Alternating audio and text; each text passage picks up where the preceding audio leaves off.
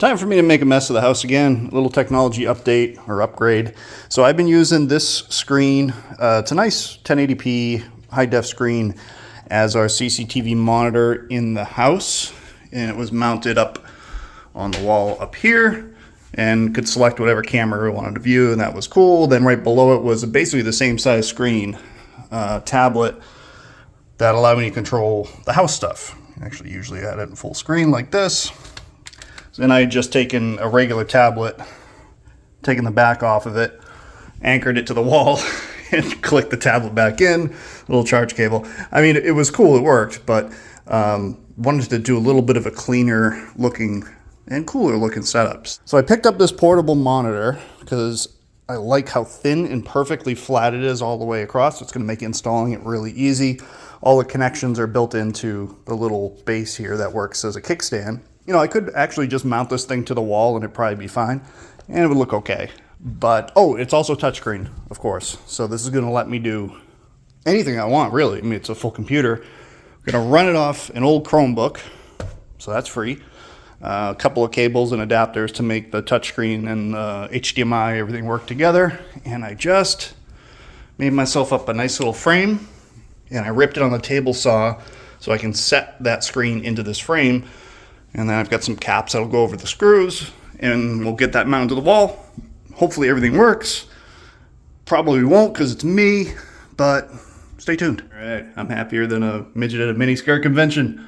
We've got everything I wanted this to do, it's doing. And it looks pretty good doing it, kind of, you know, blends in nice with the woodwork in the house. But of course you have access to the cameras, and unlike the old screen that was just a viewing window, you couldn't do anything with it. This one, I can go through and look at any of the cameras around the house. You know, you've got all your screens of those, which is nice. This is a live reading of what the solar battery system is doing right now. So it's putting 173 amps of DC current in, which is about 9,000 watts, and that's after running the house.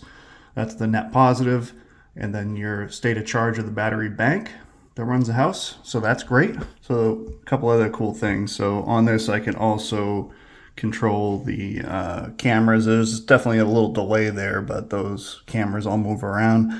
But then also you've got all of your stats on the solar here too, everything from how each individual controller's performing, how much energy each controller has captured, the total capacity of the batteries, got all your graphs for power, all of the temperatures, which I need to change to Fahrenheit because I'm an American and I'm an idiot, and your performance over the days, all of that stuff's right on here too. So that's pretty cool. I really, I'm kind of digging this. How do we go back? Yeah, we just go back like that. Energy. Yeah. Oh, and the camera finally moved over there. So yeah, pretty cool.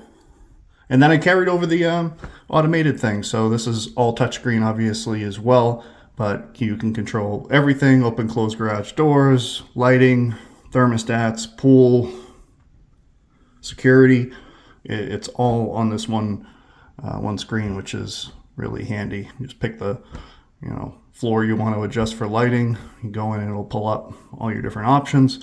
Also control your TV, Sonos, the house audio system. All of it is in this system. So really pretty cool. Very happy with it. What I ended up doing, it's a little hacky, but I mean it's fine. I'll make it all pretty, but essentially it's just a Chromebook tucked in against the wall that runs it in a closet. So that's that. As always, everybody, thank you for watching. Any questions, concerns, comments, and or criticisms, throw them down in the comment section below me. Otherwise, have a great day.